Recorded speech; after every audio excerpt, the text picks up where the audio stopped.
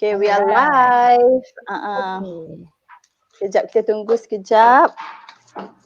Sementara orang masuk. Okay. Sekejap. Sementara orang masuk. I dengar double. Sekejap, I nak jemput.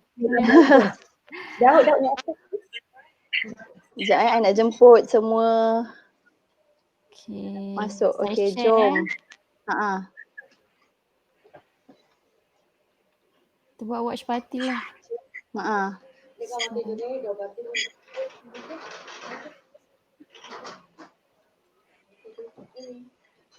Malam ni. Okay. Okay. Assalamualaikum warahmatullahi wabarakatuh. Malam ini kita bersiaran kembali dalam Berpantang dengan Awesome, siri Berpantang dengan Awesome.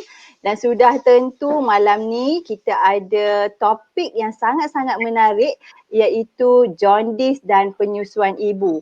Apa kaitan jaundice dengan penyusuan ibu? Dan kita tak salah pilih panelis jemputan kita malam ni ialah Dr. Dr. Nur Zarina Abdul Rahman daripada Klinik Family Graviditis. Hai Doktor, Assalamualaikum, apa khabar? Waalaikumsalam. Hai Tini. Hai.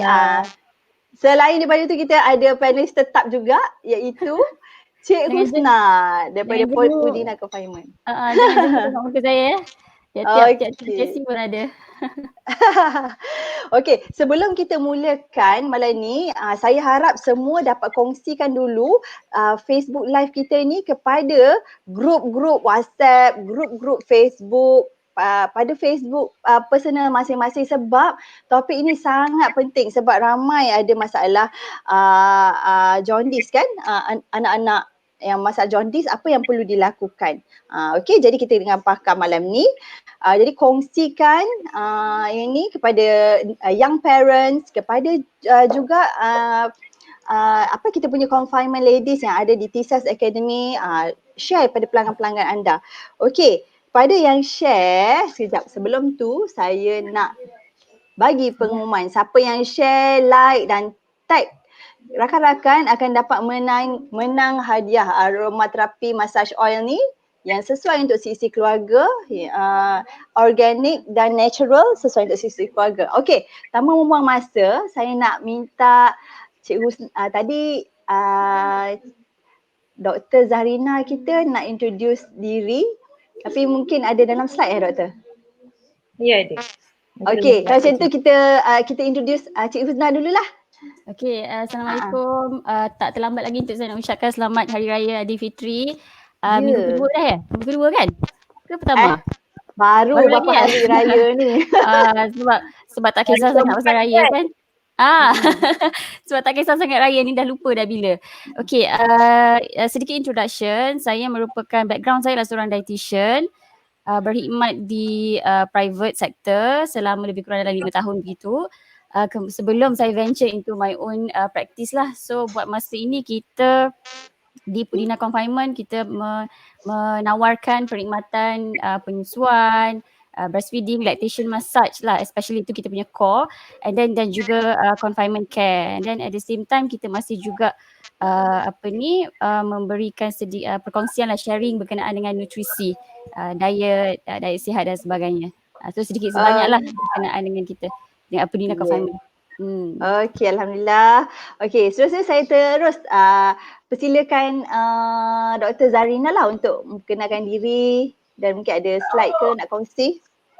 Okey, so saya akan share screen dulu. Sekejap. Sementara itu saya ucapkan selamat Hari Raya Aidilfitri. Maaf saya batin kepada semua yang sedang menonton, ya, dan semoga semua sihat dalam musim PKP ni. Kita masih lagi PKPB ya. Okey, suara saya dengan jelas. Kalau ada sesiapa yang tak dengar boleh inform lah ya. Alright, saya akan share screen untuk start saya punya slide. Okey.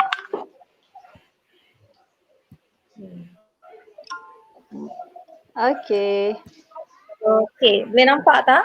Boleh. Teruskan. Okay, Nampak kuning sangat Assalamualaikum. bayi tu. So our topic today, terima kasih kepada Puan Tini dan Puan Nurul kerana menjemput saya untuk berbincang tentang jaundice dan penyusuan ibu. Saya banyak menerima soalan-soalan daripada ibu-ibu baru bersalin dalam masa beberapa hari dan beberapa minggu ni bertanya tentang jaundice. Diorang sangat risau tentang jaundice. Okay. Saya kaitkan dengan breastfeeding sebab banyak juga spekulasi yang mengaitkan breastfeeding dengan jaundice. So a little bit about myself, saya merupakan seorang doktor selama almost 17 years, okay? Dan saya merupakan bekas pensyarah perubatan di USIM selama 8 tahun sebelum saya berhenti dan membuka klinik saya sendiri di Wangsa Maju, klinik family graviditis. Saya merupakan pengarah dan doktor utama dan also kaunselor laktasi di klinik saya.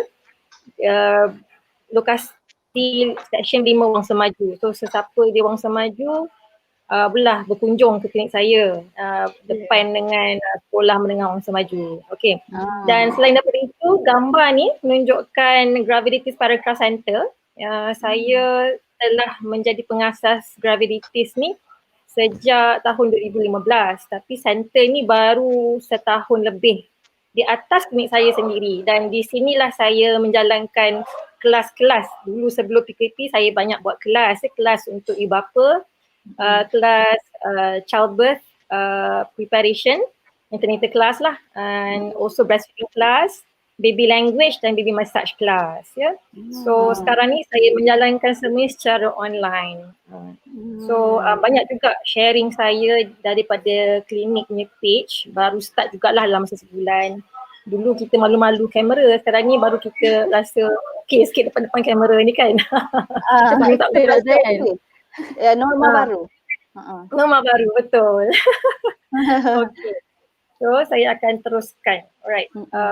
What gonna talk about malam ini adalah bagaimana jaundice tu berlaku pada bayi yang baru lahir. Okay. Jenis-jenis jaundice. Okay. Penyebab jaundice. Apa kaitan rapat antara jaundice dan breastfeeding. Okay. And cara nak mengelakkan jaundice.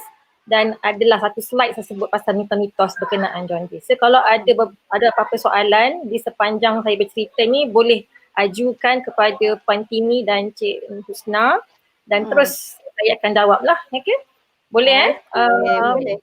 Apa Tini dan Husna? Okay. Boleh. Okay. Assalamualaikum Intan Sarafina dan Nur Safina. Okay. Assalamualaikum. Waalaikumsalam. Okay, teruskan Datina. Okay. So apa itu jaundice sebenarnya? Okay, orang Melayu kata demam kuning. Ya, sebenarnya bukan demam pun. Dia tak demam sepatutnya. Kalau dia demam maknanya ada masalah. Sepatutnya dia hanya ada kuning sahaja dekat kulit dia. Okay. Apa itu jaundice? Jaundice sebenarnya adalah satu keadaan di mana terdapat pigmen kuning pada kulit dan mata yang disebabkan oleh berlebihan bilirubin dalam darah baby. Okay. So bilirubin yang melebihi paras normal ni selalunya melebihi 80 mikromol per liter lah, akan nampak dengan mata kasar dekat kulit baby. Banyaknya deposit di bahagian mana? Di bahagian lemak bawah kulit. Dan dia akan bermula daripada mata, muka dan dia akan turun sampai ke tapak kaki. So kalau dah sampai tapak kaki maknanya sangat-sangat tinggi lah. Biasanya dah sampai level 300 ke atas. Okay.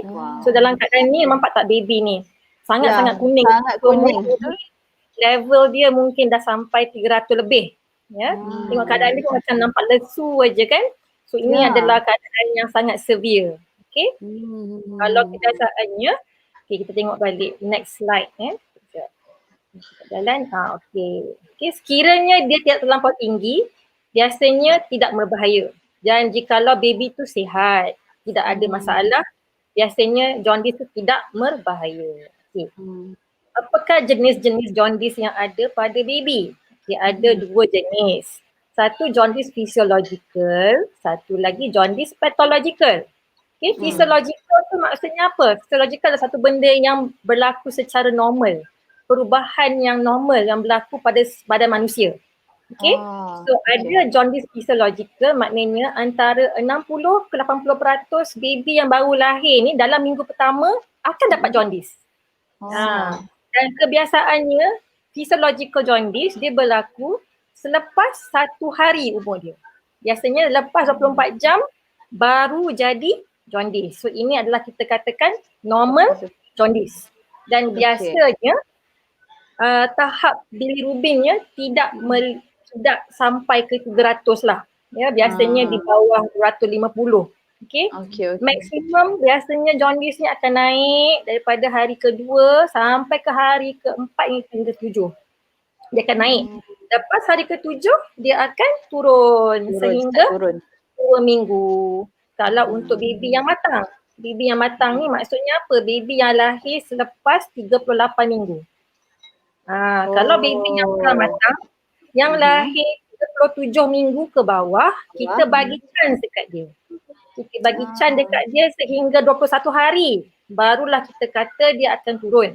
Sebab bayi yang pramatang ni biasanya hati dia memang sangat tidak matang. Okay. Kebiasaannya sebab utama physiological jaundice adalah hati yang belum matang dalam baby yang mature ataupun baby yang premature. Okay. Hati yang belum matang kadang-kadang disebabkan oleh usus dia lambat nak berak. Sebab itu dia akan jadi jaundice physiological. Lagi satu jaundice physiological boleh berlaku disebabkan oleh breastfeeding jaundice. Nanti saya cerita apa itu breastfeeding jaundice. Okey, sebentar ya doktor. Okey, baiklah pada semua penonton. Ada ramai penonton malam ni. Jadi saya tahu puan-puan semua mesti ada banyak soalan tentang jaundice. Sebelum kita tu teruskan dengan presentation daripada Dr. Zarina, boleh tanya soalan sekiranya ada kemusykilan just type je dekat ruang komen dan tanya soalan. Sebelum tu sebelum tanya soalan, sudilah kiranya untuk berkongsi dengan kawan-kawan supaya dapat manfaat daripada sesi perkongsian malam ni. Okey, teruskan Dr. Zarina. Okey, kita go next slide. Kita nak cerita apakah itu jaundice pathological, iaitu jaundice yang disebabkan oleh penyakit pada baby. Okey, dia berlaku biasanya sebelum 24 jam tu sampai.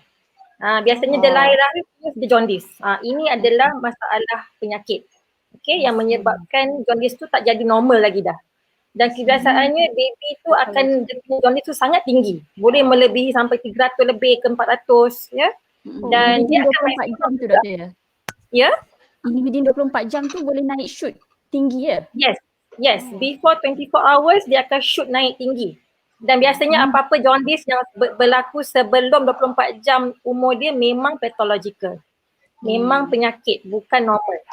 Okay, dan kadang-kadang kita tengok walaupun dia terjadi selepas 24 jam, kita tengok bilirubin terlampau meningkat naik dengan cepat ya, lebih daripada 5 mg sehari. So kita kata itu pun adalah salah satu sebab pathological juga. So kita kena tengok apa sebab dia, banyak sebab. Sebabnya, this is the sebab-sebab pathological jaundice. Jikalau berlaku sebelum 24 jam, kadang-kadang dia disebabkan oleh ABO tu apa? Blood group incompatibility. Mak dengan anak tak sama darah. Ataupun darah.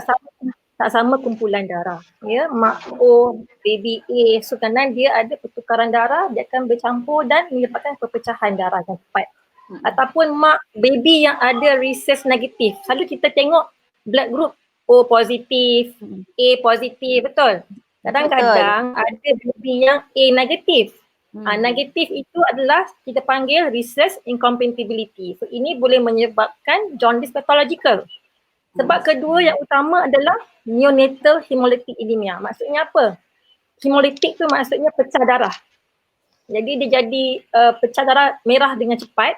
Itu boleh menyebabkan banyaknya bilirubin terbentuk disebabkan oleh perpecahan darah merah yang terlampau banyak.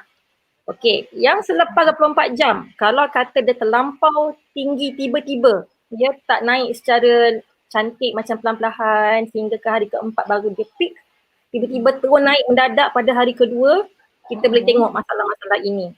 Okay, sama ada adakah dia GCPD deficiency. Pernah dengar kan? GCPD deficient. Ni adalah masalah darah merah lah, ada enzim yang deficient, GCPD deficiency. Sebab tu kita dari masa lahir, doktor akan check status GCPD. Okay, lepas tu dia akan ada masalah mungkin kencing kotor, UTI, masalah jangkitan dalam darah, sepsis, masalah hepatitis, inflamasi ataupun radang hati. Ataupun masalah baby tu pernah vacuum, lepas tu ada bengkak dekat kepala dia. Itu boleh menyebabkan juga jaundice yang tinggi. Infection dalam congenital infection, maksudnya dia berjangkit di dalam rahim lagi. Baby of GDM mom maksudnya baby yang mak dia ada kencing manis, ya. Baby yang mak dia kencing manis boleh dapat polycythemia, maknanya darah merah terlampau banyak. Itu boleh menyebabkan jaundice yang banyak. Yang bab-bab yang kat bawah ni, biliary tract obstruction, semua ni adalah disebabkan oleh ada tersumbat saluran empedu daripada hati ke saluran usus. So menyebabkan jaundice terlampau tinggi, tak boleh dikeluarkan daripada usus. Masalah thyroid, low thyroid hormone, ya. Gilbert syndrome dan alpha fetoprotein ni adalah disebabkan oleh masalah genetik. Benda-benda ni memang kena investigate baru tahu. Okay, so sekiranya berlaku pada hari pertama, umur dia dah berlaku jaundice ataupun terlampau tinggi, doktor akan check semuanya. Baru dia akan tahu apa menyebabkan jaundice pathological. Okay, faham ya? Saya akan cerita apakah itu bilirubin. Orang nak tahu apa benda bilirubin. Orang nak check PSB, pergi klinik kesihatan, check darah baby kat kaki, tengok PSB apa benda bilirubin tu. PSB stands for total serum bilirubin. So bilirubin ni adalah benda yang normal, semua orang ada dalam darah dia. Okay, so dalam darah kita ada level lah, biasanya 34 ke bawah, ya. So dalam baby yang jaundice ni, dia punya melebihi 100, itu yang boleh nampak bawah kulit. So dia adalah satu pigment kuning atau oren dalam darah kita yang terhasil disebabkan oleh pemecahan normal sel darah merah. Semua orang darah merah dia akan dipecahkan selepas 3 bulan. Tetapi untuk baby dia cepat sikit. Lepas lahir dia banyak sel darah merah dia yang terhasil dalam rahim terpaksa dipecahkan untuk digantikan dengan sel darah baru. Jadi apa jadi dengan sel darah merah ni, dia akan dikumuhkan di dalam organ hati kita ataupun kita punya liver. Okay, dalam hati kita tu dia akan jadikan sebagai larut air. Tu kita panggil proses conjugation dalam hati. So dalam hati dia kena proses dulu pemecahan sel darah merah untuk jadikan larut air, daripada unconjugated jadi conjugated bilirubin. So barulah dia boleh dikeluarkan melalui najis dengan dia punya kencing. Masa baby dalam rahim dia tak ada masalah sebab dia punya sel darah merah dia akan dikumuhkan melalui mak, iaitu melalui plasenta mak, uri mak. So darah merah dia yang pecah, dia keluar dekat plasenta, mak yang tolong proseskan dalam hati mak sendiri, keluar dekat kencing mak. Jadinya baby tak ada masalah jaundice masa dalam rahim walaupun ada pemecahan sel darah merah dalam baby tu yang kita panggil HbF, iaitu hemoglobin fetus. Bila baby dah keluar, baby dah lahir, dia punya hemoglobin fetus tu dah berkurangan. Dia akan ada hemoglobin adult, HbA. Ini akan meningkat bertambah-tambah. So dia akan pecah lah sel darah merah dia yang lama tu. Sebab terlampau banyak sel darah merah yang nak pecah, proses dalam hati tu dia tak dapat nak buat dengan banyak. Sebab hati dia masih belum matang. Jadi dia terpaksa ambil masa untuk proses.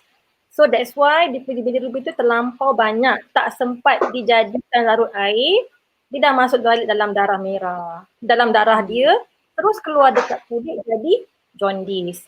Jadi selepas lahir, how does the bilirubin dikeluarkan dari badan baby ialah melalui kencing dan berak dia. Okay, melalui kencing dan berak dia. Okay, so saya tengok ni, saya tengok gambar Okay, nampak Okay, ini sel darah merah. RBC tu maknanya red blood cell akan dipecahkan akan dipecahkan oleh badan tu sendiri, terpaksa ganti dengan sel darah baru kan. So dia akan dia akan pecah, akan menghasilkan unconjugated bilirubin, bilirubin yang tidak larut air. So apa dia perlu buat? Bilirubin ni dimasukkan ke dalam hati, diproses untuk jadi larut air, dikatakan conjugated bilirubin. Bila dah larut air, dia mudahlah nak keluar dekat kencing. Dia mudah nak keluar dekat berak dia. So that's why lah color kencing kita warna kuning. Sebab kuning tu datang daripada pigment bilirubin. Yes. Kalau kata baby dia dah berak banyak, mula-mula kan dia punya najis dia hitam. Kita panggil midanya. Bila dia dah banyak minum susu badan dan banyak lemak-lemak dicernakan, dia akan menyebabkan garam hempedu daripada hati ni, dalam hempedu ni akan keluar untuk mencernakan lemak dalam susu. Bila dia cernakan lemak dalam susu, dalam usus tu, dia akan keluarlah jalan dekat usus kecil, masuk usus besar, keluar sebagai berak. So bila berak dah macam lepas seminggu, akan jadi warna apa? Warna kuning kan? So that kuning is actually the bilirubin lah yang dikeluarkan daripada badan baby. Okay, kadang-kadang ada juga hempedu ataupun yang tak dapat dikeluarkan akan dimasuk balik dalam darah, masuk balik dalam darah baby dan dia akan pergi balik sebagai conjugated bilirubin. Itu yang menyebabkan bilirubin tu masih lagi tak dapat dikeluarkan dengan banyak. Dia masuk balik, kita panggil reabsorb. Dia masuk balik dalam usus, masuk balik dalam darah. So dia maintain tinggi lagi. So dia akan proses balik, keluar balik kat urin. So makin banyak baby tu kencing, makin banyak baby tu berak, lebih senang lah bilirubin tu keluar. Lebih mudah lah kuning tu turun. Okay, so sebab tu memang penting untuk baby tu minum dengan baik semasa selepas the first week tu, kena minum dengan baik. Okay. Doktor, satu soalan boleh? Berkenaan dengan dia reabsorb tu balik, apa faktor kenapa boleh ada reabsorption tu? Okay, reabsorption tu adalah satu proses yang normal, yang memang berlaku.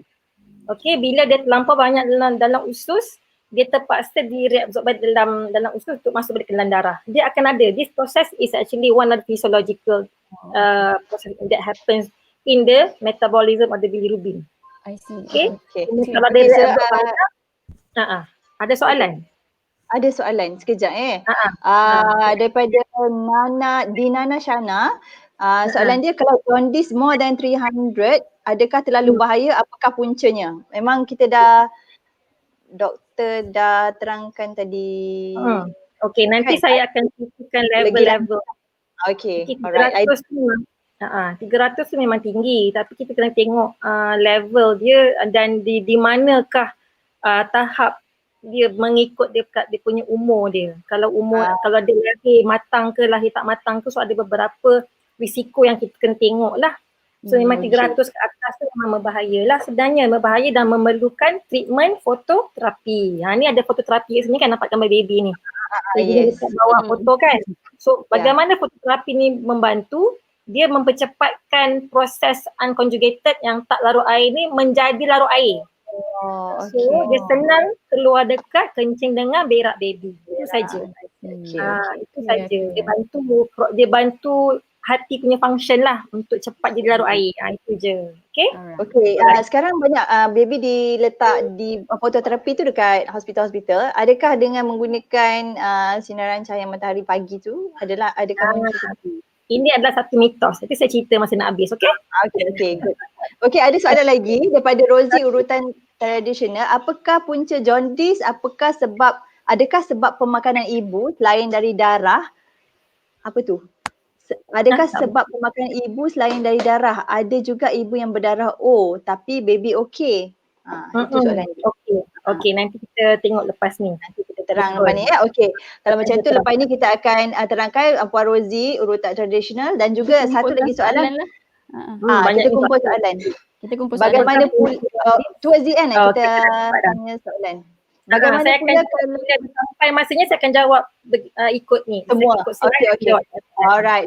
Bagi doktor terangkan dulu. Okay, silakan doktor. Okay, Puan Amira, my ex-student ni. Bagaimana pula kalau baby over 2 tapi masih ada jaundice, biasanya apa Ya. faktor utama? Okey. Ha. Okey, apakah faktor risiko jaundice unit ni? Okey. Selalunya ini adalah faktor-faktor risiko yang paling common lah. Okey. Yang baby yang perlu close monitoring and early management. Baby yang pramatang, okey, maknanya dia lahir kurang daripada 37 minggu. 37 weeks tu sendiri pun dah jadi pramatang sebenarnya. Okey, nombor 2, masalah menyusu. Maknanya baby tu susah nak menyusu, tidak menyusu dengan baik, kurang berak dengan kurang kencing. Okey, dan selalu tidur. So sebenarnya dia tak menyusu. Nombor 3, ada adik-beradik dia yang lain pernah kena jaundice neonate. Masa baby pernah kena jaundice. Nombor 4, baby tu vacuum, ada kefalohematoma bengkak kat kepala dia. Nombor 5, ibu yang berkumpulan darah O positif ataupun rhesus negatif. Yang memang darah O positif ni memang anak dia senang jaundice. So ini mungkin adalah salah satu daripada mungkin masalah dengan darah tu sendirilah, antara darah ibu dengan darah baby tu. So ini adalah risiko yang memang dikenal pasti yang boleh menyebabkan baby tu senang dapat jaundice. Okey. Okey. Apakah ni yang saya nak cakap. Kalau kata baby kita dah balik, bila kita perlu check dengan doktor untuk check sama ada jaundice ke tidak. Okey, ni. At least the first 5 days lepas kelahiran mesti diperiksa doktor. Okey. Jikalau baby dan ibu pulang sebelum 24 jam, at least periksalah pada umur 72 jam. Saya tengok tak saya cakap pasal jam. Saya tak kata hari. Sebab for the first 5 days ni memang dia particular about jam umur. Maknanya dia kena tahu pukul berapa dia lahir hari tu, dah kita kena kira 24 jam, 48 jam, 96 jam macam tu. Sebab bila nak tengok dari level of the phototherapy level yang diperlukan tu, kena tengok pada umur jam baby. So mother take note lah. Take note bila baby lahir pada hari itu. Then you kena kira. Kalau baby lahir 8 pagi esok baru 24 jam. Dia tak ikut hari. Okay. So bila dia pulang antara 24 ke 48 jam, perlu periksa anak pada umur 96 jam. Jadi kalau you pulang antara 48 ke 72 jam, perlu periksa umur pada umur baby 120 jam. So this is the early intervention untuk make sure that your baby is jaundice or not, or tinggi ke tidak, perlu ke tidak untuk phototherapy or not. Okay. Alright. Tanda-tanda kecemasan. Ni saya nak cerita tanda-tanda kecemasan. Okay. Sekejap saya nak semua penonton, terutama sekali ibu-ibu dan juga yang baru masuk, kita punya confinement ladies banyak penonton malam ni, jadi tolong ambil perhatian lah, jadi boleh share dengan rakan-rakan yang lain. Okey, teruskan Dr. Zarina. Sekejap saya nak tengok saya punya slide kejap. Tak apa. Kumpulkan soalan-soalan. Kumpul-kumpul soalan. Okey, kepada yang baru masuk, sila kongsikan ilmu yang bermanfaat ini tentang jaundice dan apa kaitannya dengan susu ibu. Okey, jadi tolong share dan sekiranya ada kenal ibu-ibu yang baru bersalin, very young mothers, young parents, boleh kongsikan Facebook live kita malam ini. Kerana banyak ilmu yang sangat berguna. Betul. Sharing daripada doktor memang very eksklusif. You all tak dapat this info secara detail begini Even kalau pergi ke klinik pun ada sikit-sikit dah kan. So sharing begini kita dapat info yang lebih detail. Okey doktor, boleh teruskan? Okey. So saya nak jawab soalan-soalan yang tadi tu, yang kata kalau baby overdue baby ataupun lagi diet tu boleh masalah akhir. Baby yang overdue, kenapa dia masih jaundice, bukan disebabkan oleh overdue tu. Dia mungkin disebabkan oleh memang hati dia memang tak matang juga. Walaupun dia overdue, dia mungkin dah cukup matang, still the bilirubin is still high. That's actually normal. It's actually normal. Dan kita tengok balik adakah masalah-masalah lain yang menyebabkan dia jaundice walaupun dia overdue. Orang kata overdue ni baby dah matang, liver tu pun matang lah, tapi tak semestinya. Okay. So the liver masih lagi belum matang. Dia tak boleh nak proses sebab dia punya darah merah masa baby tu terlampau banyak, dia terpaksa kumuhkan dengan pantas. Kalau tak, dia jadi kuning lah. Jadi jaundice. Okay? Right. Okay. Okay, harap dapat okay, menjawab soalan Puan Amira Razak tu ya. Faktor utama that I said just now, tanda-tanda risiko utama, tanda-tanda apa faktor-faktor risiko adalah benda-benda yang I mention tadi sebelum slide ni. Mas you have to see all this. Adakah ini merupakan punca risiko kenapa jaundice baby tu masih tinggi? Okay? Alright. Bila kita nak bawa ke hospital, sekiranya baby dah jaundice, okay, dalam masa dah mungkin dah seminggu dah jaundice, tapi tiba-tiba kita tak perasan, tiba-tiba mendadak naik, kita tak perasan, okay. So adakah apakah tanda-tanda yang menyebabkan kita perlu bawa ke hospital secepat mungkin? Dengan pergi klinik, pergi hospital, first baby dia demam. Sebab walaupun orang Melayu kata demam kuning, sebenarnya dia tak demam. Dia normal temperature tapi dia tidak boleh demam. Kalau ada dia demam, maksudnya dia ada jangkitan. Ya? So, nombor 2, baby terlampau letih, susah nak bangun. Tidur tak bangun-bangun. You buatlah apa-apa, you buka pampers dia lah, you buka bedong dia, you mandikan dia, dia tak nak bangun. So berbahaya, okay? Tidak menyusu dengan baik. Ini pun kena bawa cepat-cepat. Jumpa pakar laktasi ke kaunselor laktasi yang ada. Tidak menyusu dengan baik, maknanya dia kering, badan dia kering. Tak cukup tak cukup hydration. Yes, so itu boleh menyebabkan jaundice terlampau teruk. Dan kuning hingga tapak kaki. This is the one yang sampai 300 lebih. Okay, so ini adalah tanda-tanda yang berbahaya. Okay, ataupun kuning terlampau pantas naik dia. Dan bila kuning tu dah sampai ke otak baby, kita panggil keadaan kernicterus. Kernicterus ni adalah keadaan di mana jaundice tu, bilirubin tu dah terbenam dalam sel-sel otak baby. Dia boleh menyebabkan kerosakan otak. Jadi baby biasanya dia akan jadi sangat kuning, dia akan jadi sluggish, dia tak aktif lah, letih, otot dia lemah ataupun kita panggil hypotonia. Jittery, baby tu macam jerking. And then kalau dia menangis tu sangat-sangat high pitch. Dia kadang-kadang sampai dia arching the back. Itu kan tanda-tanda dia tengah mengalami kernicterus. Dan kebiasaannya level kuning tu memang melebihi 300. Sampai ke 400 ke sampai 500 ke, memang itulah boleh menyebabkan kernicterus. Okay? Okay. Bila kita bawa pergi hospital, doktor akan tanya soalan. Okay? Baby you matang ke kurang matang? Okay. Bila mula jaundice? Hari pertama, sebelum 24 jam, selepas 24 jam. Dan dia akan tanya berapa kerap menyusu sebab kita nak tahu hydration status baby. Okay? Nak tanya juga adakah kencing dengan berak? Apa warna najis dia? Pentingnya nak tahu warna najis sama ada kuning ke atau pucat. Kalau pucat, ada masalah dengan bilirubin tu tak dapat keluar. Maknanya dia ada obstruction di kawasan hempedu. Kita panggil obstructive jaundice. Ada demam tak? Dan kita nak tahulah, mak-mak doktor akan tanya, Mrs. PD dengan taraf hormon dia normal tak masa lahir? Ini soalan-soalan yang memang common doktor akan tanya. Okay? So make sure you bawa lah buku pink you ke buku baby yang lepas lahir tu bawa ke hospital. Dan dia akan tanya juga apa kumpulan darah baby dengan ibu. Okay? Ini nak tunjuk gambar baby punya pupu. Apa yang dikatakan kuning, apa yang dikatakan pucat. Okay, so this is the normal pupu punya colour untuk baby yang sihat. Warna kuning macam kunyit, macam mustard. Okay. Yes. Kalau yang pucat tu macam ni, colour-colour yang di atas ni, pucat lah, colour clay. Kita panggil clay stool.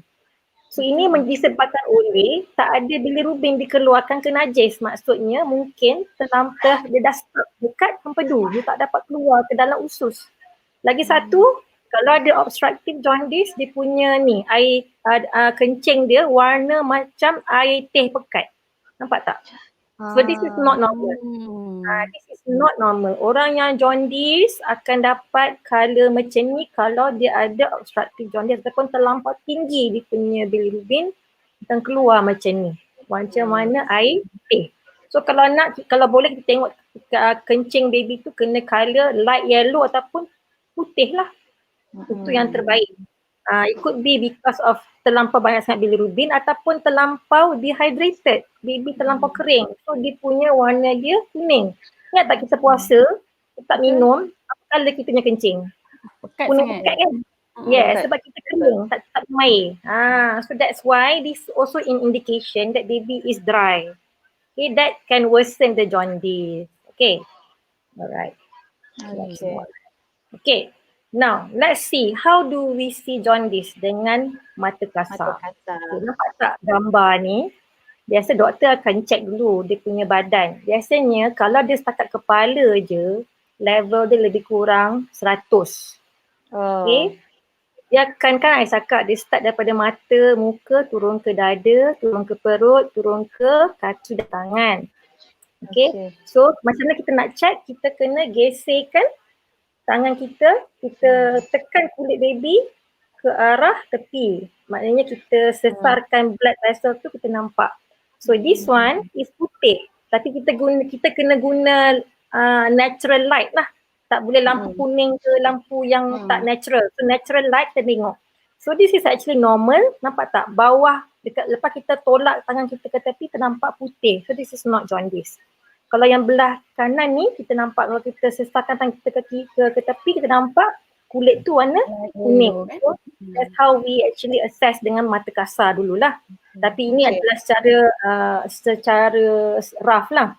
So kalau kita tahu dekat tapak kaki kita buat macam tu warna kuning, maknanya dah sampai 300 lah tu. Okay. So maknanya kita kena buat blood test lah untuk memastikan level dia yang sebetulnya. Okay. So now we go to the diagnosis of the jaundice. Is it low risk, medium risk ataupun high risk? So tadi ada satu soalan kata kalau 300 tu bahaya ke tidak? Kita kena bergantung kepada umur dia lahir. Kalau dia umur dia lahir more than 38 weeks dan dia sihat, tak ada masalah, kita katakan low risk. Medium risk adalah apabila dia lahir tak matang tapi dia sihat, ataupun dia lahir matang tapi dia ada masalah-masalah ni. HSPD deficiency, blood dia tak sama dengan mak dia ada jangkitan, ada masalah low thyroid. So kita kira ni medium risk. Kalau dia high risk, biasanya dia tak matang dan dia ada masalah-masalah tersebut.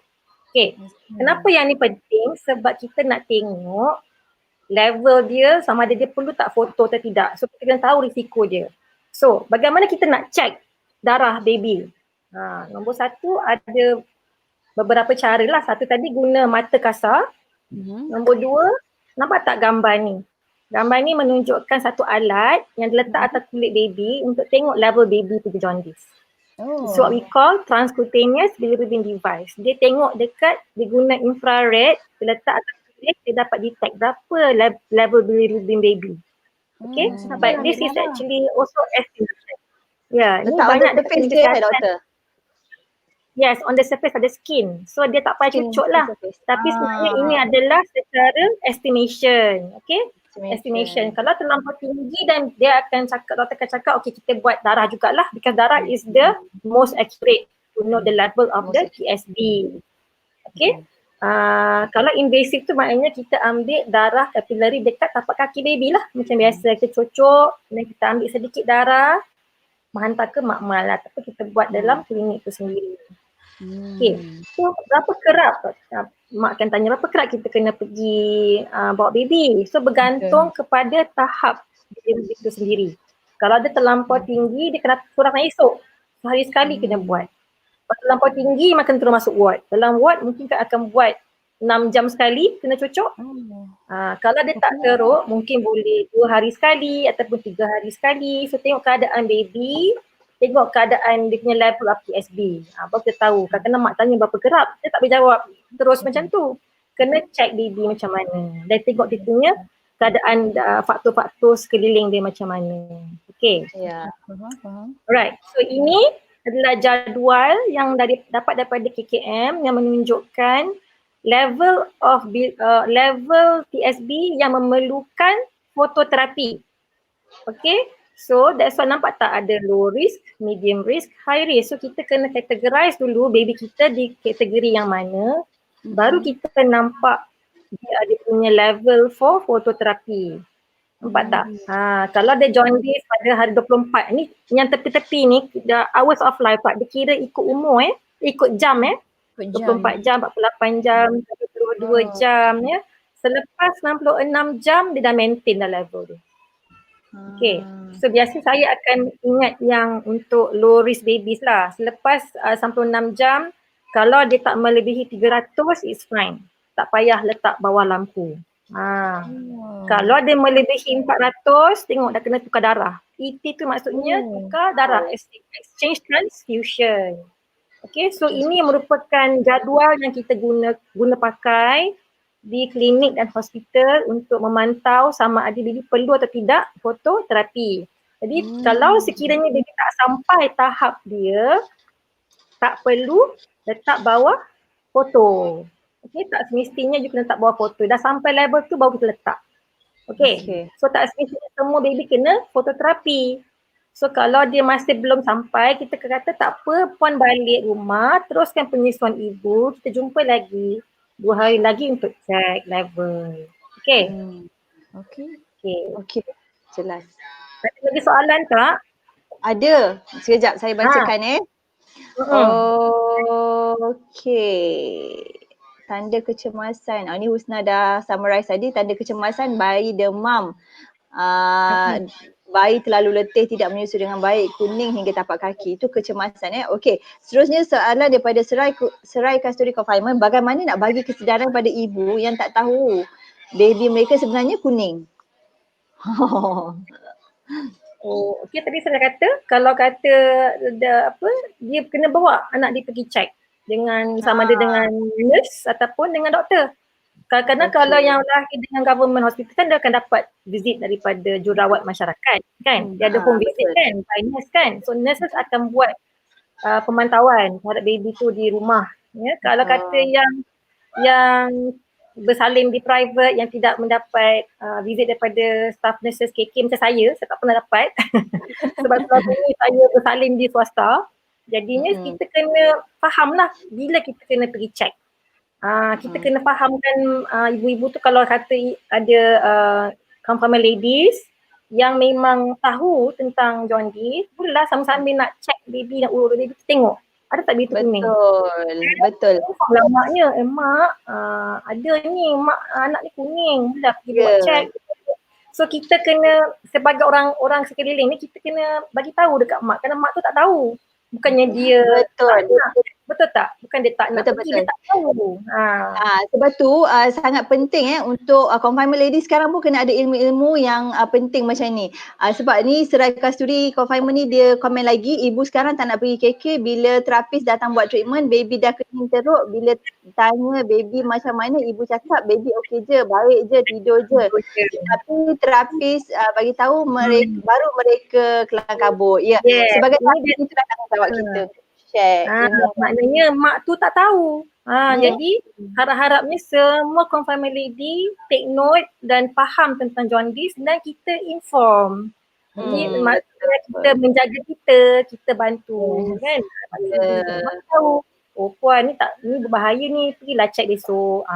Sebab bila baby tu tidur lama, mungkin itu disebabkan oleh jaundice yang tinggi. Okay, kita tak nak baby tu terlampau tidur sebab jaundice tu sendiri kalau tinggi menyebabkan baby tu terlampau letih dan dia akan tidur lama. Okay, soalan seterusnya, Intan Safarinas. Adakah pengambilan air, lada hitam, bawang putih dan makanan pantang menyebabkan jaundice lambat pulih? Okay, ni saya sentuh last sekali dalam mitos. Okay, sekejap lagi kita jawab Intan Safarinas. Okay, seterusnya saya ada lagi soalan. Okay, Anis Firdaus.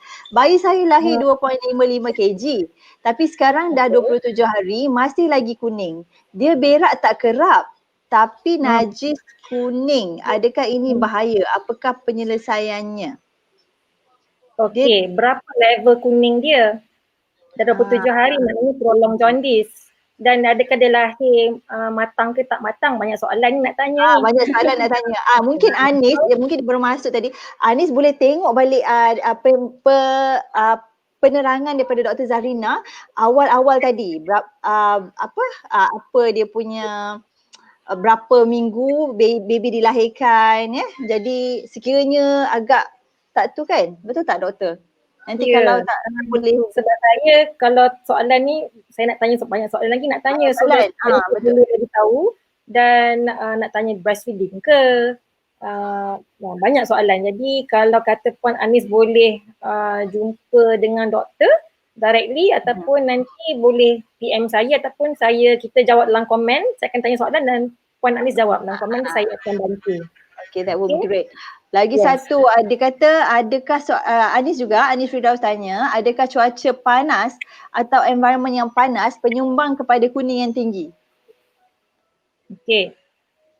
Cuaca yang panas maksudnya kita semua akan jadi kering, betul tak? Kita akan rasa haus, kita akan berpeluh-peluh.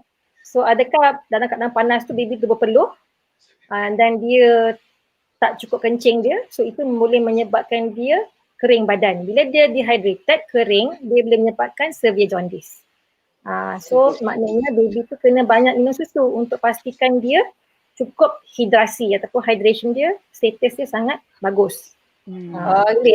Menyebabkan barang kering boleh menyebabkan jaundice tu teruk. Okay. Teruskan doktor, kita dah habis soalan cover ni buat masa ni, jadi doktor teruskan dulu. Jaundice dan penyusuan ibu. Okey, ada orang kata, jaundice ni disebabkan oleh breastfeeding. Okey, orang kata startlah susu formula, stop penyusuan, barulah jadi susu akan turun. Ni banyaklah saya dapat daripada mak ya. Mak kata, nurse kata bagi susu formula cepat supaya jadi susu turun. Okey, so sebenarnya bila kita bagi susu formula dekat anak, banyak side effect. Banyak side effect kepada anak. Contoh, baby senang dapat jangkitan. Nombor dua, baby actually berak dia lebih keras daripada berbanding dengan susu badan. Dan mungkin dia punya pergerakan usus dia lebih lambat sebabkan penghadaman susu lembu tu sangat susah oleh usus baby. Okay? Dan senang dapat alergi itu yang menyebabkan baby tu senang dapat rash, ruam kat kulit ataupun dia senang berkahak, dia bersesema, itu tanda-tanda alergi kepada susu lembu. Jadi kalau boleh World Health Organization, American Academy of Pediatrics, semua lactation consultant menggalakkan ibu untuk meneruskan penyusuan ibu semasa jaundice. Okay? Sebabkan oleh banyak faktor-faktor yang boleh membantu sebenarnya. Walaupun kita kata ada perkataan breastfeeding jaundice ataupun breast milk jaundice. Okay. So bagaimana susu ibu tu sendiri boleh membantu untuk kurangkan jaundice? Mari saya cerita. Okay. Pada 5 hari yang pertama, semua ibu yang bersalin akan menghasilkan kolostrum. Betul tak? Kolostrum ini adalah susu awal yang mempunyai banyak lemak dan immunoglobulin A. Ya, adalah faktor-faktor yang memberikan faktor pelindung kepada baby dan dapat menyaluti dinding usus baby daripada jangkitan luar. Okey. Dan dia banyak lemak, banyak fat, lepas tu dia pekat macam warna kuning. Dia liquid gold. Banyak lemak. Okay. Dan dia juga ada bahan pelawas semula jadi, kolostrum tu sendiri, untuk membantu pergerakan najis, untuk bantu baby berak dengan banyak. Okay, so this is naturally present dalam kolostrum. So, nombor duanya, kenapa perlunya ada lemak dalam kolostrum ni? Okay, bila kita kata lemak ni, bila dia masuk dalam usus, dia diperlukan untuk dicernakan oleh satu enzim kan? Enzim ni terdapat di dalam hempedu kita, garam hempedu. Dia akan mencernakan lemak di dalam usus. So bila kita makan benda yang berlemak aja, hempedu tu akan secrete cecair hempedu ke dalam usus kita. Okay, so di dalam hempedu tu, garam hempedu tu ada tersimpan bilirubin. So bila bila hempedu tu dikeluarkan, maksudnya bilirubin tu akan terkeluarlah sekali. Okay, so bila lemak tu lalu je dekat usus, dia keluarkan hempedu untuk mencernakan lemak dan dia akan keluarlah dengan najis tu. So bilirubin tu akan terkeluar sekali ke dalam usus besar dan dikumuhkan sekali. Okay, so inilah bagaimana susu ibu tu dapat membantu mengurangkan jaundice. Tetapi dengan syarat baby dapat cukup kolostrum pada minggu yang pertama. Awal tu. Yes, kena pastikan sebab by the time the first week habis, kolesterol tu pun dah habis. Betul. Mak akan Sayang bila part tu hilang kan? Yes, kolesterol tu habis dan dia akan bertuah pada susu matang. Susu matang ni pula dia ada for milk and high milk, susu awal dan susu akhir. Susu awal tu banyak air, susu akhir tu banyak lemak. Kalau baby tu tak menyusu dengan baik, dia cuma dapat air je. Dia minum sekejap, minum meminit. Dia tak dapat pun yang lemak tu. So, itu pun tak membantu dia untuk mengeluarkan jaundice dia. Sebab dia perlukan lemak tu sebenarnya. I see. Kan? Kiranya kolesterol tu tak dikeluarkan daripada breast ibu, dia tak boleh reabsorb ataupun hilang sendiri begitu saja. Betul. Dia kena dikeluarkan. Kalau tak nanti mak akan dapat breast engorgement ataupun block duct. Tersumbat saluran susu. Jadi nak tak nak kita kena make sure keluarkan kolesterol dan kolesterol tu kita bagi dekat anak. Dengan apa cara sekalipun kecuali dengan pump. Sebab kolesterol tu pekat. Jadi dia kena make sure baby tu direct feeding dengan baik ataupun dia kena perah dengan tangan. Maknanya hari tu Cik Usna ada cerita breast massage kan, lactation massage kan. Ya. A lot of breast massage and perah dengan tangan marmet untuk keluarkan kolesterol dan bagi dekat anak secara sudu ke dengan syringe ke sebab dia sikit. So apa-apa pun bagi.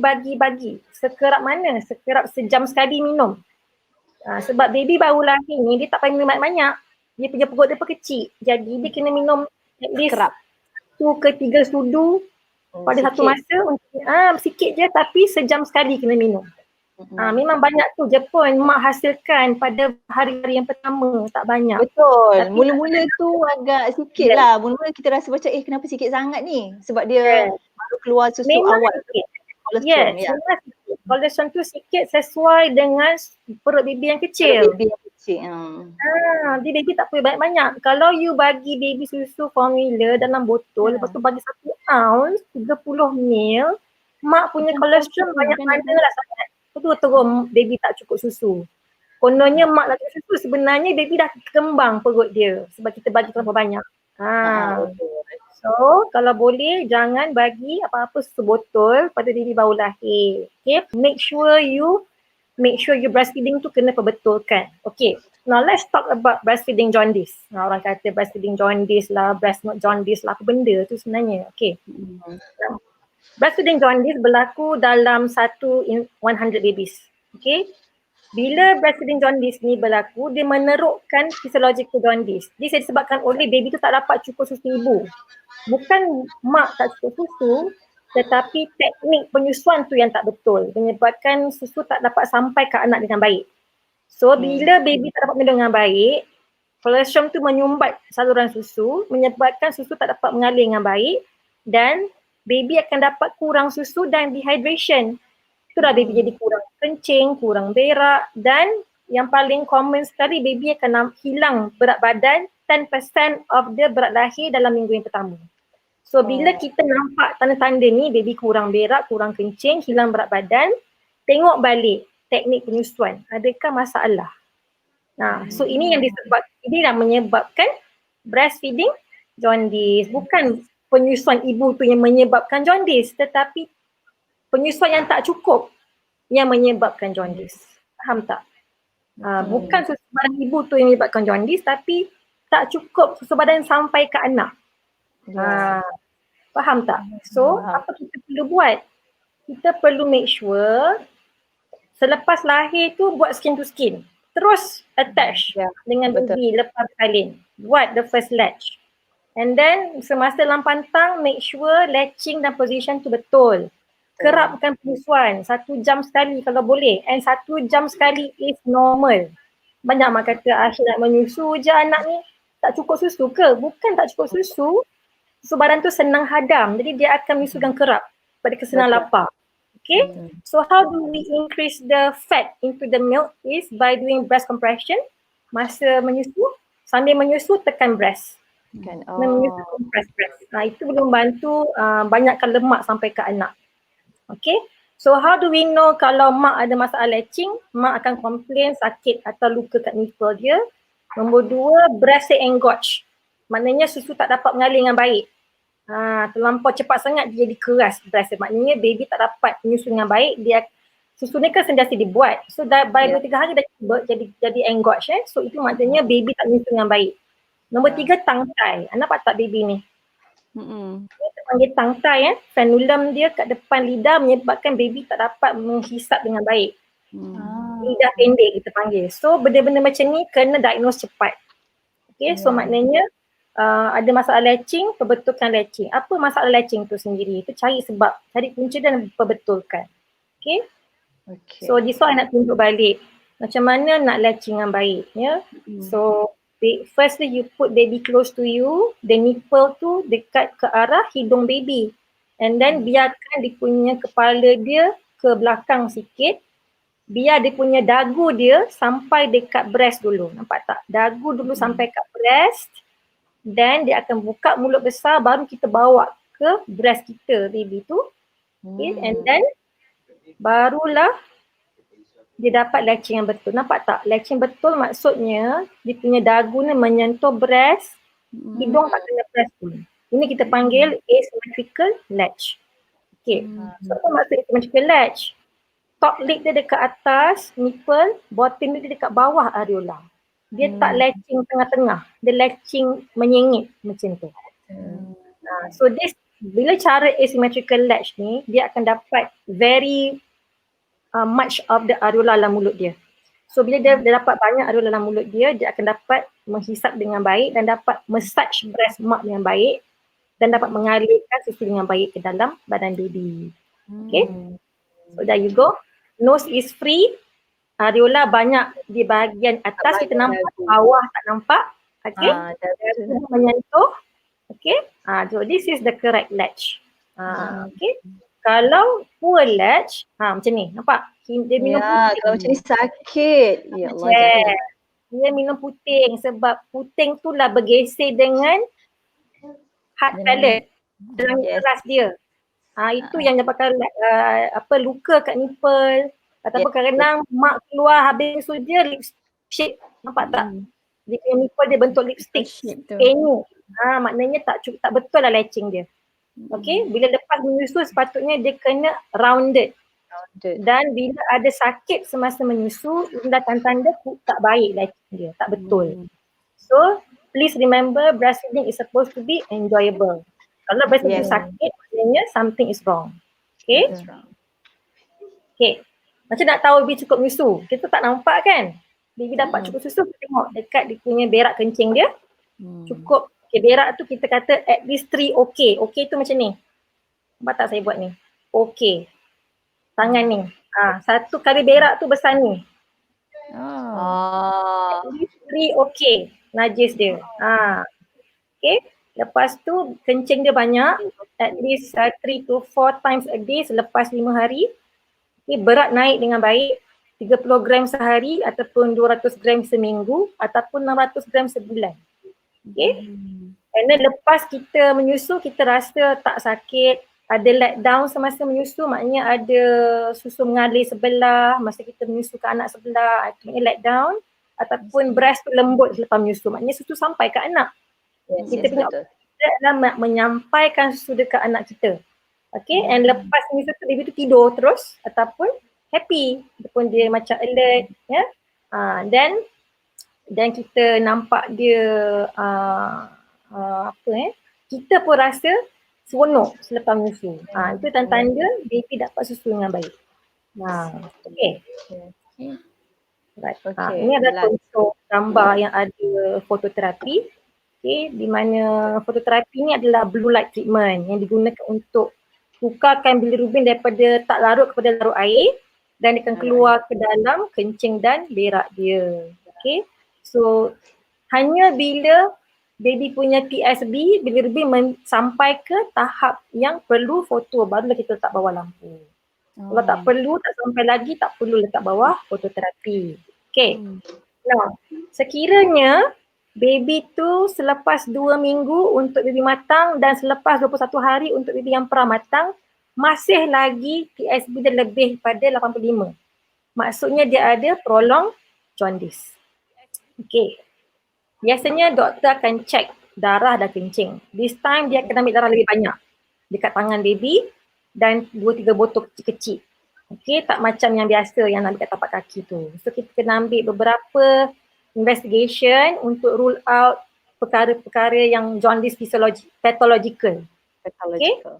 Dan kencing tu nak ambil sebab nak tengok kalau ada kencing kotor. Okay, so those are the things yang doktor boleh find out dan treat the cause. Kalau kita dapat find out the cause, kita dapat treat the cause, insyaAllah jaundice akan turun. Tetapi sekiranya darah semua normal, kencing pun normal, baby pun aktif, naik berat dengan baik, masih lagi jaundice, tapi dia punya level dia lebih 85 tapi tak sampai ke fototerapi level. Okay, macam dia macam lebih kurang 200 tapi masih lagi tak perlu bawah 4 lampu tapi dia tak teruk. Jadi masih 200. Okay, kita panggil semua dah normal lah, darah normal, kencing normal dan dia exclusive breastfeeding, maknanya tak campur susu formula, tak campur apa-apa. Kita kata ini adalah breast milk jaundice. Beza tadi breastfeeding jaundice. Breastfeeding jaundice happen masa minggu pertama di mana baby tak cukup susu. Maksudnya baby tak dapat susu dengan baik. Ya.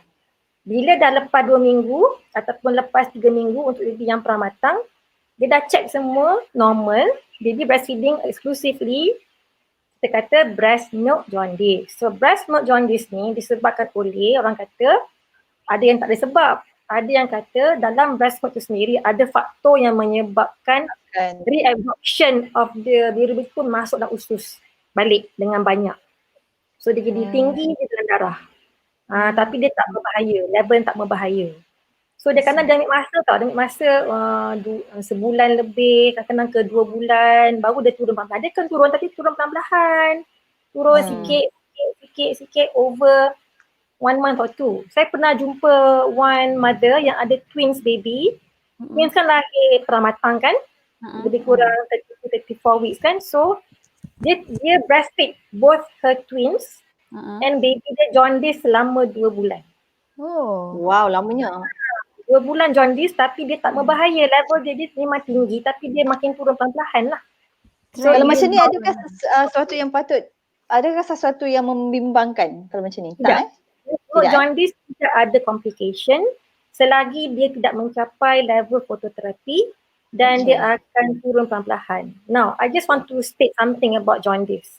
Now, ada satu research mengatakan bilirubin itu sendiri merupakan satu faktor protektif kepada anak. It has oxidative protection, mengelakkan baby daripada dapat oxidative stress. Ya, jaundice itu sendiri sebenarnya. So kalau baby kita ada jaundice sikit tinggi daripada biasa, kita kena bersyukur sebenarnya sebab dia mempunyai protective factor untuk anak kita sebenarnya. Kalau dia tak sampai ke level 300 ke atas, do not worry, it does not cause kernicterus, tak menyebabkan kesihatan otak. Dia akan turun tapi pelan-pelan. You can nampak dia punya trend. So mungkin dalam keadaan 2 minggu ke atas tu, kita boleh check dengan doktor mungkin 5 hari sekali, seminggu sekali, just to check whether it's coming down trend or not. If it's coming down trend, then it's fine. And you still exclusive breastfeeding, you just teruskan breastfeeding. You do not stop breastfeeding, teruskan walaupun kita kata breast milk jaundice because it has no complication, it has protective factor for the baby in fact. I see. Okay. So teruskan breastfeeding. Teruskan breastfeeding, kita cuma monitor dia punya jaundice once a week dengan doktor sampai dia betul-betul hilang. Okay. And you akan nampak mata dia kuning sebab mata is the last to go. Mata is the first to start jaundice and mata is the last to go for jaundice. The last to go. Ya. So kita kena jangan tengok mata je kuning kita rasa risau. Buka baju dia, check the whole body. Sampai mana level bilirubin macam kita buat test tadi tu ya? Dekat skin tu. Yang gambar baby tu kan, yang gambar level-level tu. Okay, so now we are reaching towards the end. Ni ada satu slide on toss. Okay. Ini sekejap saya nak ambil perhatian pada semua confinement ladies. Sila ambil perhatian sebab mesti ada banyak soalan yang ibu-ibu, especially ibu-ibu muda yang tanya tentang soalan-soalan yang macam ni. Jadi kita boleh jawab dengan jayanya. Okay, silakan doktor. Okay, ada orang kata jomlah bagi susu kambing kat anak, bagi minum air, bagi madu ya. jemur kat matahari, letak herba kat kulit, mandi air apa? Mandi air daun.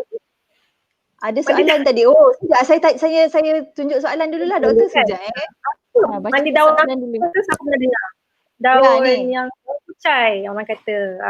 Daun Ni kucai. daripada Puan Nur Aisyah, adakah mandi herba boleh membantu mengurangkan kuning baby seperti mandikan daun pokok dukung anak?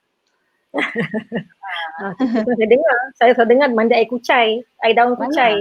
Banyak doktor. Daun kucai lah, daun dukung anak, daun belimbing buluh. Banyak lah dia punya misconception tu. Mohon maaf saya tak kenal daun-daun ni. Okey, satu soalan tadi kan apa ada yang tanya makan halia kunyit Betul. kan? Ada soalan ni. Kalau ibu daripada usahawan Cik Su, usahawan urut Cik Su, kalau ibu makan lada hitam, adakah bacaan kuning baby akan meningkat naik? Okey. Pasal herba-herba ni kalau mak-mak makan jamu lah katakan makan jamu, bukan jamu yang bagian luar tapi memang makan, dia boleh masuk ke dalam darah ibu dan boleh masuk ke susu badan ibu.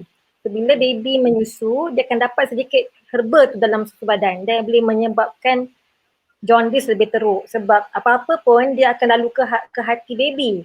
So bila ada benda-benda yang herba ni yang perlu dihadamkan ataupun perlu diproses dalam hati, itu boleh menerukkan kuning baby. So pada saya jamu memang kena elak. Ya, jangan makan jamu semasa baby masih lagi jaundice. Kalau kata macam halia, kunyit, black pepper yang masuk dalam diet ibu yang masak-masak kalau setakat macam kita tumis tak ada masalah sebenarnya. Saya setuju. Kalau yang dia buat jamu periuk tu tak boleh. Sebab jamu periuk tu kan dia macam daun tu banyak, lepas tu dia rebus lama. So dia punya kepekatan dia, jus dia kan kepekatan dia tinggi kan dalam jamu periuk ni kan. Itu yang tak boleh. Kalau setakat macam masak-masak dalam masakan ikan, masak singgang ke ataupun daging masak halia ke, black pepper tabur-tabur dekat atas ni tak ada masalah sebenarnya. Sebab itu setakat diet, setakat makan, tak banyak kepekatan dia is fine. Ada yang kata kalau kepekatan yang tinggi lah yang kita elakkan kan doktor? Yes. Macam jamu lah. Sebab jamu tu kan concentrated. Yes. Sebab kan? ada satu sharing daripada this one lady lah. Dia kata bila dia buat jamu ni, dia akan gunakan beberapa kilo kunyit supaya dia punya kuantiti tu memang banyak. Kalau macam kita minum dia sikit. So tak rasa yang dia ada apa-apa efek.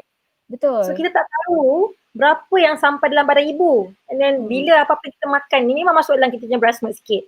Nak tak nak dia akan ada efek atas baby kita. So kalau boleh jamu kita elakkan. Setakat makan is fine. Makan dalam masakan is fine. So tumis-tumis tak ada masalah sebenarnya. Okay. Pasal mandi herba lah, letak herba kat kulit lah. Tidak ada any research menyatakan dia membantu mengurangkan jaundice ya. Dan jemur di matahari. Okey, berbanding dengan fototerapi, fototerapi dia ada dia punya own UV wavelength. Dia punya wavelength lampu biru tu. So bila matahari ni dia ada UV light yang kita tak tahu berapa dia punya level dia. Nah sebenarnya kalau zaman sekarang ni ozon matahari tu kan dah makin menipis. So kita tak tahu sama ada dia akan menerukkan lagi, boleh menyebabkan, bukan menerukkan tapi boleh menyebabkan sunburn dekat anak. Saya pernah tengok, saya punya own neighbour ya, dia dah berumur, dia anak yang pertama bersalin dulu, dah beberapa tahun lepas. Saya balik kerja, saya nampak dia tengah jemur anak cucu dia dekat tengah-tengah jalan. Dia duduk dekat atas kursi, pegang anak dia, duduk dekat bawah tengah matahari. Saya cakap, buat apa ni kak? Kata nak jemur anak sebab anak cucu saya ni tengah jaundice. Saya cakap jangan, bahaya kan. Matahari tu kan tak tahu dia punya level dia, tak tahu dia akan menyebabkan anak tu dehydrated lagi sebenarnya sebab panas. Betul. So tak perlu sebenarnya dan tidak membantu ya. Kalau boleh, kalau kata perlu fototerapi, kita bawa lah ke hospital ataupun ke klinik yang boleh sewakan. Sekarang ni ada banyak yang sewakan fototerapi di rumah kan. So you can do that, tapi kena pastikan doktor tahulah yang you buat kat rumah. At least you boleh ada pantauan dengan doktor. So kalau boleh jangan jemurlah dekat matahari. Kalau kata setakat kita duduk dekat dalam rumah tepi tingkap, bolehlah, but not directly under the sunlight. Itulah kita pagi take the morning sun lah. Jangan ambil sun tengah hari ke petang ke, it's not good. Yang morning sun. At least you get vitamin D yourself. Untuk mak kan, untuk vitamin D. So setakat kita breastfeed tepi tingkap, that's fine. But not directly under sunlight. Berkenaan dengan bagi susu kambing, bagi air, bagi madu, ini adalah masalah-masalah yang tidak sepatutnya kita bagi ke anak kita. Sebab the best is hanya susu padan pada budak-budak kita. Susu kambing yang fresh kepada anak kita sangat berbahaya sebab dia punya kandungan garam dia terlampau tinggi, ya. Tak sesuai untuk anak yang baru lahir. Okay. Kalau kata nak minum, mungkin saya kata bagi mak lah minum. Bagi mak lah minum, jangan bagi baby.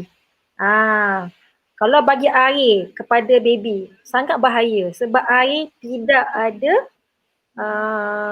zat. Okay. Dan kalau baby tu minum air kosong, dia boleh dapat intoxication of water, dia boleh meninggal sebenarnya sebabkan oleh air. Tak perlu bagi air lain selain susu ibu sebab dalam susu badan tu sendiri sudah ada cukup air untuk anak. Cukup air sehingga baby berumur 6 bulan. Okay. Dan bagi madu ni pun sangat bahaya sebenarnya. Saya pesan dengan bagi madu sebab madu tu ada toksin botulinum toksin kan dalam madu yang sangat berbahaya juga untuk anak. So jangan bagi madu ke anak kecuali nak bagi untuk tahnik. Tahnik pakai kurma kan. Letak kat ujung jari, lepas tu kita halakan ke lelangit baby. Itu saja untuk bagi dia start suckling, start motion of suckling. Itu saja. Tak payah banyak-banyak. Tak boleh bagi pun sehingga baby berumur 1 year old baru boleh bagi madu sebenarnya. The last because berhenti susu badan dan mula susu formula. Saya mention tadi, susu formula banyak negative effect, okay, for the baby. Dan kalau kita bagi susu formula suplemen dengan susu lain, kita tidak merangsang susu badan kita sendiri. Jadi lama-lama susu badan kita tidak akan terbentuk dengan baik. So bila kita nak start bagi susu badan kita tak cukup untuk anak. So nak tak nak kita kena relactate pula kan. So kalau boleh yakin dengan susu badan kita cukup untuk anak dengan syarat latching betul, position betul, tidak ada tongue tie. So make sure baby dapat susu dengan baik. Macam kita tengok tadi tanda-tanda baby cukup susu, tengok kencing, cukup berak, cukup berat naik. So mak kena yakin. So kita sebagai lactation counsellor, sebagai confinement ladies, sebagai mak-mak yang dah beranak, kalau kita ada kawan-kawan yang tidak confident tentang diri dia, yang banyak ibu kali pertama yang tak confident pasal diri dia, confident pasal susu badan dia, kita bagi dia some support. Kita bantu dia, kita bagi dia, kita tengok, kita boleh, maybe kita assess dia punya latching dia, dan kita bantu. Kalau kita dapat bantu dari dekat, kita cakap dengan dia, jumpalah lactation counsellor. Sekarang ni tak boleh jumpa secara face to face, kita boleh jumpa dengan online consultation. Kalau macam saya, memang saya buat face to face di klinik lah. Kalau banyak ibu datang ke klinik saya akan terus tengok secara face to face sebagai macam patient lah kan. So we have a special room lah untuk lactation counselling di klinik. So please yakin dengan diri kita, cukup susu badan kita untuk anak kita sebenarnya. It is the best untuk bantu anak kita kurangkan jaundice dia sendiri. Okay. So, sekejap ada satu soalan yang terakhir. Betul ke tidur dalam gelap kuning bayi tidak akan turun? Ini daripada Serai Kasturi Confinement. Dia tanya. Ini first time saya dapat soalan ni sebab mungkin dia dia mengaitkan semula dengan penggunaan lampu tadi katnya. So whatever it is, kalau lampu, katalah lampu Kalimantan ke lampu yang biasa ke rumah kita tu, dia tidak berfungsi sebagai fototerapi sebenarnya. So it doesn't change the jaundice level, ya. Saya rasa tidak betul. Kalau tidur dalam gelap lagi teruk anak dia. So yang penting is the feeding. Mungkinlah keadaan gelap, mak tak nampak anak ke, mak tak nampak baby punya cues for feeding tu. Mungkin itu yang menyebabkan dia tak breastfeeding, lepas tu dia pun tak cukup susu, tak kencing dengan baik, jaundice lagi tinggi. Itu saja. Goes back to the hydration cycle of the baby. Okay. Alright, so I want to end my slide dengan this quote by William M. Matthesius. Baby feeding is a learned art with a pinch of science and a touch of patience. So maknanya satu seni yang semua ibu kena belajar. Kita faham apakah sains behind breastfeeding dan kena banyak kesabaran. Kena dapat sokongan daripada suami dan keluarga dan kawan-kawan dan majikan untuk teruskan penyusuan sehingga 2 tahun. Okay. The best teacher is your own baby sebenarnya. When your baby lahir, then that's when your lesson start. Sebelum melahirkan tu pergilah belajar, baca buku, baca website yang apa memang boleh dipercayai tentang breastfeeding, dan you have the theory. Bila you dah ada anak, senang you nak practice balik. Prepare our mindset kan, betul tak? Yes, prepare mindset, prepare physically dan I just nak ulangkan balik lah, breast milk only for the first 6 months of life, and then start supplement hanya selepas 6 bulan sehingga 2 tahun. Kita teruskan penyusuan ibu sehingga 2 tahun. So for the first 6 months eksklusif, maksudnya susu ibu sahaja tanpa air atau susu tambahan atau makanan tambahan. Okay. My take home message ni anak-anak I lah ni, anak nombor 3, 4 dan 5. Ni baru balik kerja. Biasanya saya bila balik kerja tu dia orang akan datang, especially yang kecil tu suka nak mengemping lagi, dah masuk 3 tahun kan, nak breastfeed lagi. Okay, my take home message, breastfeeding is everyone's responsibility. Okay, suami, family, majikan, kawan-kawan, jiran, tetangga, semualah, lactation counselor, confinement ladies, sesiapa sahaja yang ada kait rapat dengan ibu yang mengandung dan ibu yang berpantang. So this is our responsibility to help with the breastfeeding. Okay, so kalau kata ada masalah, my message is to get help secepat mungkin. Okay, kalau sebagai confinement lady, kalau ada ilmu sikit boleh bantu. Tak dapat nak bantu, you refer kepada lactation counselor yang berdekatan. Sebab setiap tempat memang ada lactation counselor. Kita ada networking lah dengan setiap lactation counselor di setiap daerah dan negeri. So boleh contact sahaja, kita boleh bagi tahu the nearest counselor. Okay. Ini klinik saya punya opening hours semasa PKP. Selalu kita buka malam, tapi saya buka sampai 4:30 petang saja setiap hari sekarang ni. Masih beroperasi lah doktor ya? Masih beroperasi seperti biasa, tetapi hanya limited hours. Okay, dan saya pula memang ada online consultation. Kalau siapa yang tak boleh datang, boleh just buat video call dengan saya. Okay. Semua norma baru lah sekarang doktor. Norma baru, semua norma baru. Doktor,